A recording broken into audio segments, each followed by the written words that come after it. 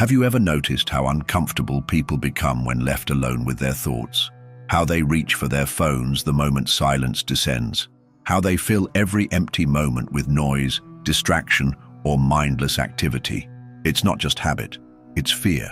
A fear so deep and primal that most never recognize it. The fear of confronting what lies beneath when all distractions are stripped away. Schopenhauer, one of history's most penetrating philosophers, understood something profound about boredom that most of us miss. He didn't see it as merely an unpleasant state to be avoided, but as a mirror reflecting our innermost reality, a window into who we truly are. But why would something as seemingly trivial as boredom reveal our essence? What makes this ordinary experience so profoundly revealing? The answer lies in what happens when the noise stops, when distractions fall away, when we're forced to confront the emptiness that many spend their entire lives running from.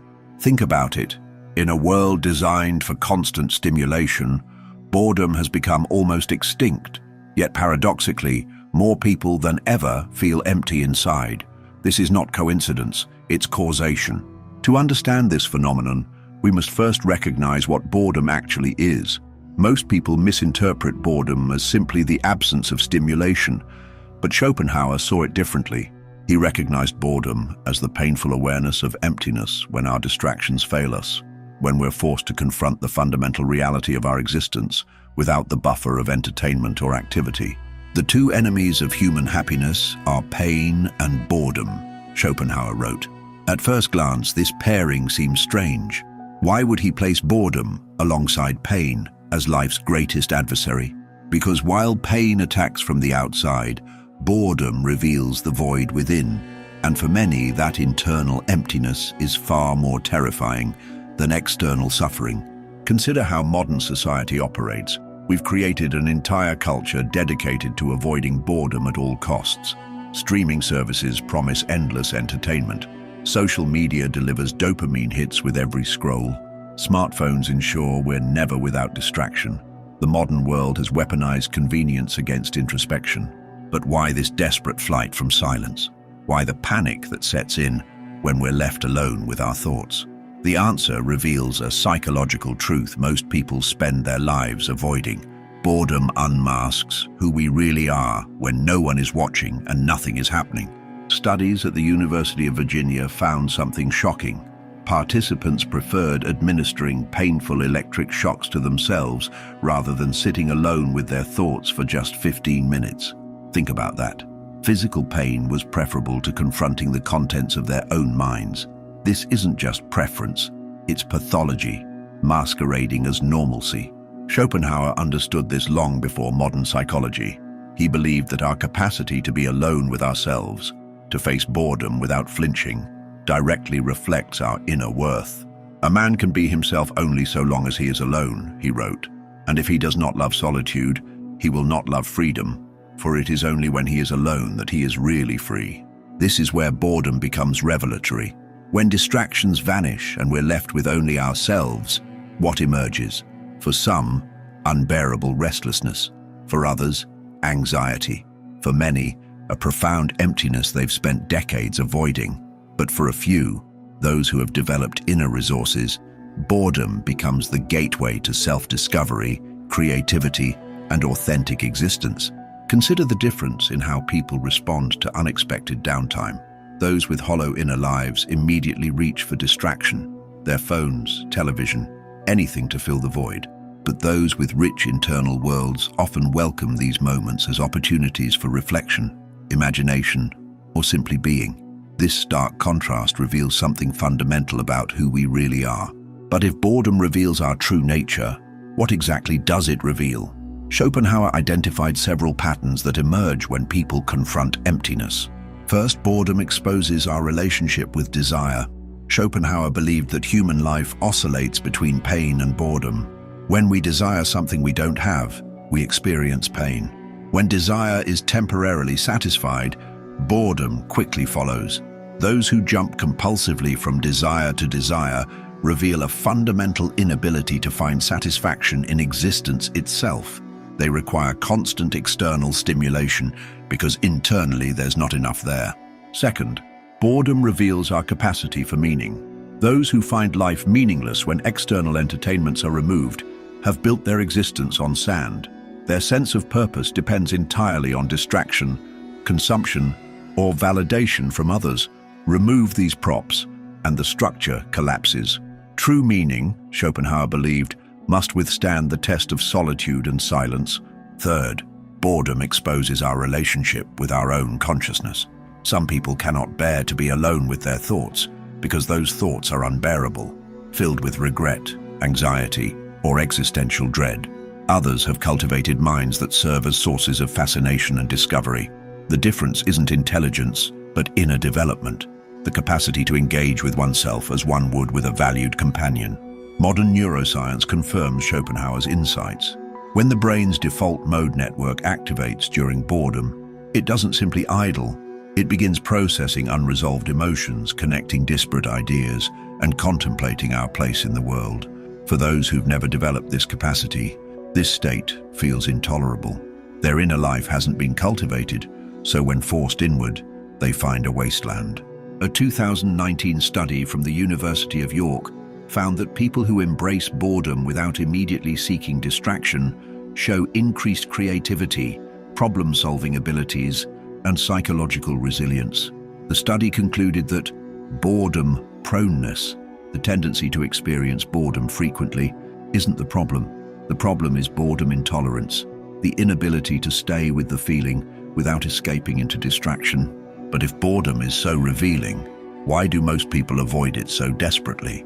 The answer lies in what psychologists call experiential avoidance, the tendency to escape uncomfortable internal experiences at all costs. We avoid boredom for the same reason we avoid pain, grief, or anxiety, because facing these states requires courage, and confronting the empty spaces within ourselves may be the greatest act of courage possible. This explains why many accomplished, seemingly successful people collapse when their careers end. The executive who can't handle retirement, the athlete who self-destructs after leaving sports, the workaholic who breaks down on vacation. These aren't just adjusting to a change in routine. They're encountering their true selves without the distraction of achievement or activity, often for the first time. Schopenhauer observed that wealth is like seawater. The more we drink, the thirstier we become. The same applies to distraction. The more we consume, the greater our intolerance for emptiness grows. Each social media check, each Netflix binge, each mindless scroll makes the next moment of silence more difficult to bear. We're not just habituated to distraction, we're addicted to avoiding ourselves. What would Schopenhauer make of our modern predicament?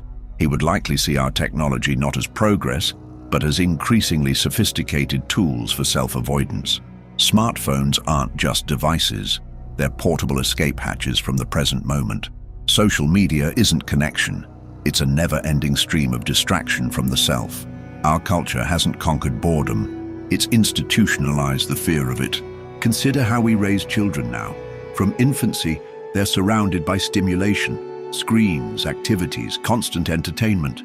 Many never experience the creative boredom that previous generations knew, the empty afternoons that led to invention, imagination, and self-discovery. Instead, they learn that emptiness is emergency, that being alone with thoughts is something to be feared rather than cultivated. Research from the University of Michigan found that since 1980, teenagers' capacity for empathy has dropped nearly 40%, while narcissism has increased by a similar margin. Is it coincidence that this shift parallels the rise of constant entertainment, or is there a deeper connection? When we never face ourselves in silence, perhaps we never truly develop a self capable of connecting with others. Schopenhauer would argue that this epidemic of emptiness reveals a profound truth. Most people don't actually know who they are because they've never had to find out. Their identity exists only in relation to external validation, achievement, or distraction. Remove these props, and there's no solid core, just an echoing emptiness they'll do anything to avoid hearing. A man can be himself only so long as he is alone, Schopenhauer insisted. If he does not love solitude, he will not love freedom, for it is only when he is alone that he is really free. This connection between solitude and freedom isn't just philosophical, it's practical. Those who cannot bear their own company become hostages to distraction, prisoners of their own avoidance. But if boredom reveals such uncomfortable truths, is there any value in embracing it? Schopenhauer believed there was. For him, the capacity to be alone with oneself wasn't just a virtue, it was the foundation of authentic existence. Those who can face emptiness without flinching discover something remarkable on the other side, not just who they are, but who they might become. Historians note that many of humanity's greatest insights emerge not from frenetic activity, but from periods of forced inactivity. Newton developed his theory of gravity during a plague quarantine. Einstein's thought experiments occurred during quiet hours at the patent office. Shakespeare wrote King Lear while theatres were closed due to disease. Boredom doesn't just reveal who we are, it creates space for who we might become. Schopenhauer himself was no stranger to solitude. Often described as a pessimist and misanthrope, he nevertheless found in his isolation the freedom to develop one of history's most penetrating philosophical systems. Had he been constantly distracted, constantly entertained, would his insights have been possible? Almost certainly not. His discomfort with the world pushed him inward, where genuine discovery awaited. So what can we learn from Schopenhauer's understanding of boredom?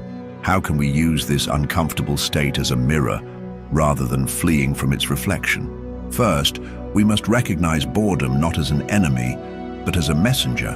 When that restless discomfort arises, instead of immediately reaching for distraction, we might ask, what is this feeling trying to tell me?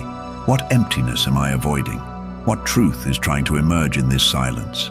Second, we can practice intentional boredom, creating space in our lives where nothing happens and no distraction is available. This isn't meditation or mindfulness, though these practices help.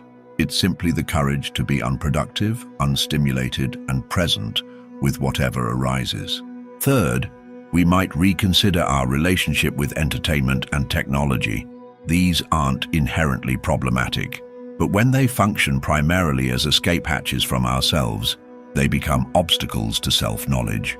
The question isn't whether we enjoy these things, but whether we can be okay without them. But there's another dimension to boredom that Schopenhauer highlighted, its connection to the will that drives all human life. For Schopenhauer, the will is the fundamental reality behind existence, an endless, restless striving that can never be permanently satisfied. When we experience boredom, we're actually confronting this will directly, seeing it stripped of its usual objects of desire. Most people find this confrontation unbearable because it forces them to recognize the futility of their endless wanting. They seek one thing after another, believing each new acquisition or experience will fulfill them, only to find emptiness waiting on the other side. This is why wealthy people are often no happier than the middle class, and why fame brings as much misery as joy. The problem isn't what we have or don't have, it's the endless wanting itself, which boredom forces us to confront. In his magnum opus, The World as Will and Representation, Schopenhauer describes human existence as a pendulum between pain and boredom. We either want what we don't have, causing pain, or temporarily satisfy our wants only to find emptiness, causing boredom.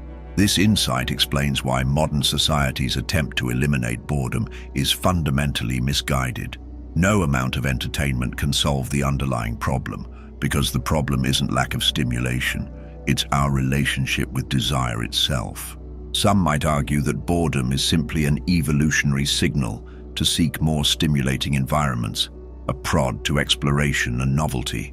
But Schopenhauer saw it as something deeper, an accidental glimpse behind the veil of Maya, the illusion that keeps us trapped in endless striving. When we're bored, we momentarily see through the deception that the next thing will finally make us happy. We confront the emptiness that lies at the core of desire itself. This is precisely why it feels so uncomfortable, and precisely why most people will do almost anything to avoid it. Think about how society treats those who appear content with solitude and silence. The person who doesn't constantly seek entertainment is viewed with suspicion. What's wrong with them? People wonder. Why don't they need what everyone else needs? The contented introvert, the monk in meditation, the philosopher in contemplation, all threaten the collective delusion that happiness comes from constant stimulation, Their very existence suggests an alternative that most find too threatening to consider. Our educational system reflects this bias against inner depth. Schools reward external achievement and measurable productivity. Students learn how to perform tasks, memorize information, and produce results, but rarely how to cultivate rich inner lives or find meaning in stillness.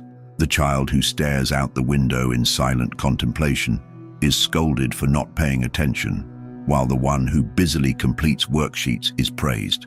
We train young people to fear emptiness and equate worth with activity. The smartphone revolution has taken this avoidance to unprecedented levels. Studies show the average person checks their phone 96 times per day, once every 10 minutes of waking life. Each check delivers a small dopamine hit, a tiny escape from the present moment and whatever discomfort it might contain.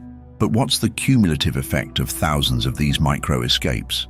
Research suggests it's a diminished capacity for sustained attention, reduced empathy, and increasing rates of anxiety and depression. The very tools we use to avoid boredom may be making us miserable. Some will object that boredom isn't profound, it's just unpleasant. But this objection misses the point. The discomfort of boredom isn't random, it's information. When we feel that restless emptiness, our minds are signaling something important about our relationship with existence itself. Avoiding this signal doesn't eliminate the underlying condition, it merely postpones the reckoning. It's like ignoring the check engine light in your car because you don't want to deal with the problem. Eventually, the avoidance itself becomes more costly than the original issue. This avoidance manifests in countless modern pathologies. Addiction, whether to substances, screens, or shopping, often begins as an attempt to escape the discomfort of being alone with one's thoughts. Workaholism functions similarly. Keeping busy becomes a strategy for avoiding the emptiness that might emerge in stillness. Even constant social activity can serve as a defense against self-confrontation. The person who can never be alone isn't independent. They're fleeing something within themselves. Schopenhauer believed that true contentment comes not from satisfying the will, but from momentarily escaping its endless demands. He saw three primary paths to this escape: aesthetic contemplation, losing oneself in art or beauty; ethical awareness, transcending self-interest through compassion; and ascetic renunciation, deliberately denying the will's demands. All three share a common feature. They require the ability to be present without constantly seeking the next thing. In other words, they demand the very capacity that boredom helps develop, the ability to exist beyond the cycle of desire and temporary satisfaction. This connection between boredom and transcendence appears across philosophical and spiritual traditions. Buddhism teaches meditation practices that deliberately induce states similar to boredom, training the mind to observe restlessness without immediately responding to it. Stoicism emphasizes the value of voluntary discomfort as a path to freedom. Even Christianity has its desert fathers, monks who sought enlightenment in the emptiness of solitude. What all these traditions recognize is that avoiding discomfort makes us weaker, not stronger. Our capacity for meaning grows precisely when we stop running from emptiness and learn to face it directly. The irony of our boredom avoidance culture is that in fleeing emptiness, we create lives that are, at their core, empty. The constant stimulation we pursue doesn't satisfy us. It merely distracts us from the fact that we remain unsatisfied. As Blaise Pascal observed centuries before Schopenhauer, all of humanity's problems stem from man's inability to sit quietly in a room alone. Nowhere is this more evident than in our relationship with technology.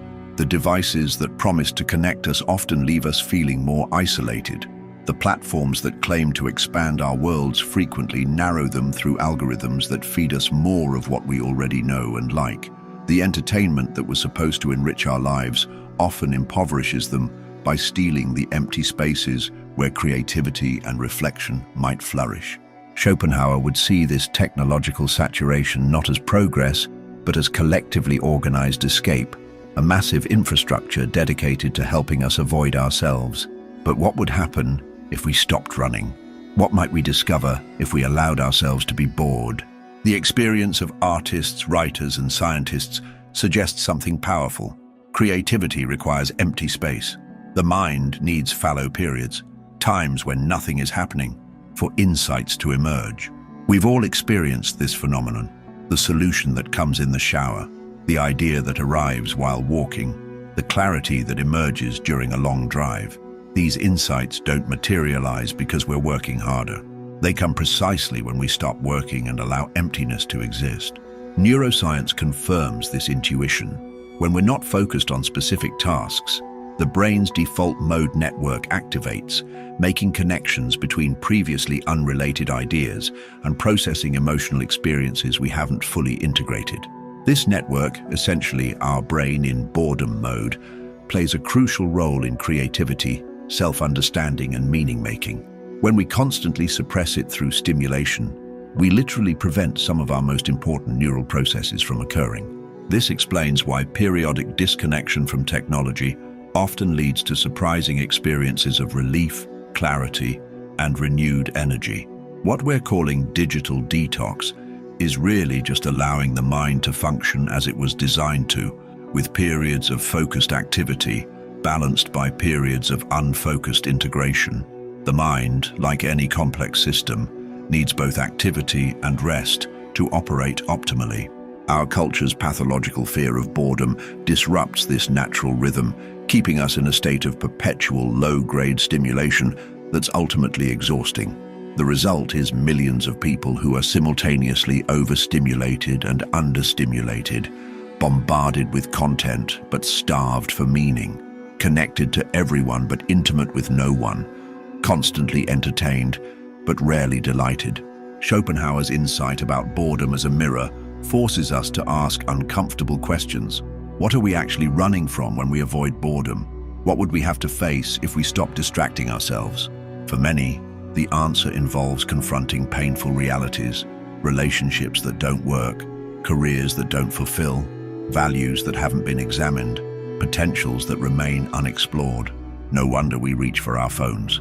It's far easier to scroll through social media than to ask whether we're living the lives we truly want.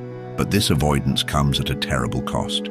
The person who cannot face emptiness becomes a stranger to themselves, living always on the surface of experience, never diving into its depths. They may accumulate achievements, possessions, or experiences, but these remain external acquisitions rather than integrated aspects of a meaningful life. To use Schopenhauer's terminology, they remain enslaved to the will rather than finding freedom beyond it. This enslavement isn't just philosophical, it's practical. The person who cannot tolerate boredom becomes manipulable, easily influenced by advertising, propaganda, and social pressure. Their discomfort with emptiness makes them vulnerable to anyone offering relief, whether through products, ideologies, or distractions. True independence requires the ability to sit with uncertainty, to tolerate discomfort without immediately seeking escape. Without this capacity, freedom becomes impossible. Schopenhauer believed that most people never develop this capacity. The majority of men are not capable of thinking, but only of believing, and are not accessible to reason, but only to authority. This harsh assessment reflects his observation that few people develop rich inner lives. Most remain trapped in conventions, assumptions, and habits they've never questioned, not because they lack intelligence, but because questioning requires confronting the emptiness that lies beyond familiar certainties. But Schopenhauer also offered hope. While he believed most people remain enslaved to the will's endless striving, he saw potential for transcendence through contemplative practices, compassionate action, and artistic experience. These don't eliminate boredom, but transform our relationship with it, allowing us to see it not as an enemy, but as a gateway to deeper understanding. This transformation begins with a simple but radical step: staying with boredom rather than fleeing from it. When that restless discomfort arises, instead of reaching for distraction, we might simply observe it with curiosity. What does it feel like in the body? What thoughts accompany it? What urges arise? This practice, essentially mindfulness applied to boredom, doesn't make the feeling pleasurable, but it makes it informative. We begin to see patterns in our avoidance, understanding better what we're actually running from. As we develop this capacity, something surprising often emerges. Boredom itself transforms. What initially feels like empty restlessness gradually reveals layers of experience, subtle emotions, forgotten memories, creative impulses, philosophical questions. The emptiness isn't actually empty. It's full of material we normally miss because we're too busy distracting ourselves from it. This is the great paradox of boredom. What seems like nothing to avoid is actually everything we need to explore. The very state we flee contains the seeds of the meaning we're seeking elsewhere. Schopenhauer understood this paradox. Despite his reputation for pessimism, his philosophy contains profound insight into how we might live more meaningful lives precisely by stopping our endless flight from emptiness. He saw that our desperate attempts to avoid boredom often create lives that are, at their core, boring, devoid of depth, authenticity, or genuine connection. The executive with the impressive resume but no inner life, the social media influencer with thousands of followers but no real friendships, the consumer surrounded by possessions but empty of purpose. These are the true casualties of boredom avoidance. They've succeeded in distracting themselves but failed in discovering themselves. The alternative isn't a life without entertainment or pleasure. It's a life where these experiences are chosen consciously rather than compulsively. It's the difference between turning on Netflix because you genuinely want to watch a particular show versus turning it on because you can't tolerate silence. It's checking social media because you're genuinely curious about a friend versus checking it because you can't bear an empty moment. Freedom doesn't mean never being entertained. It means not needing constant entertainment to feel okay. As Schopenhauer noted, the emptiness of existence finds its expression in the whole form existence assumes, in the infiniteness of time and space, contrasted with the finiteness of the individual in both, in the fleeting present as the sole form in which actuality exists. Put simply, our brief lives unfold in an infinite universe, and how we relate to the silent spaces between moments defines who we truly are. So the next time you feel that restless discomfort, that urge to reach for your phone, turn on the TV, or otherwise escape the present moment, pause. In that silent space between stimulus and response lies perhaps the most important question you can ask yourself. Who am I when nothing is happening? The answer might terrify you or liberate you, but either way, it will reveal the truth. Because Schopenhauer was right. Boredom doesn't just reveal your true self. It creates the conditions for discovering who you might become, if you had the courage to face the emptiness and find what lies beyond. Most will never take that journey. They'll die as strangers to themselves, having spent decades running from a confrontation that might have been their salvation. Will you be one of them? Or will you have the courage to be bored and discover who you really are?